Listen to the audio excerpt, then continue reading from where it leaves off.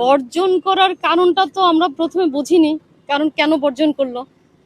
স্বাধীনতা দিবস উপলক্ষে সবসময় যেরকম ভাবে বলা থাকে, গতবারও যেভাবে বলা হয়েছে ঠিক ওভাবেই কিন্তু আমরা বলেছি।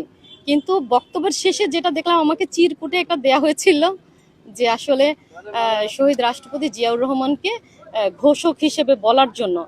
আসলে আমাদের শহীদ রাষ্ট্রপতি জিয়াউর রহমান প্রেসিডেন্ট যিনি ছিলেন, ওনার যে অবদান, এটা তো অপরিহার্য, এটা তো অস্বীকার করার কোনো বিষয় নাই। কিন্তু ঘোষক হিসেবে আসলে ঘোষণাটাকে আমি দিতে পারি কিনা, কারণ এটা আমাদের এখনো সংবিধানের ৬ষ্ঠ তফসিলে স্বাধীনতার ঘোষক হিসেবে আরেকজনের নাম আছে। আগে আমাদের সংবিধান সংশোধন করতে হবে, ওটা সংশোধন করলে আর আমরা সরকারি কর্মকর্তারা আপনার সরকারি যে নির্দেশনা আমাদের আসবে আমরা সেটা 100% পালন করব। এটাই আমাদের করতে হবে। আমাদের কোনো ঘোষক হিসেবে ঘোষণা করা আমাদের কিন্তু আমরা এখন পারছি না।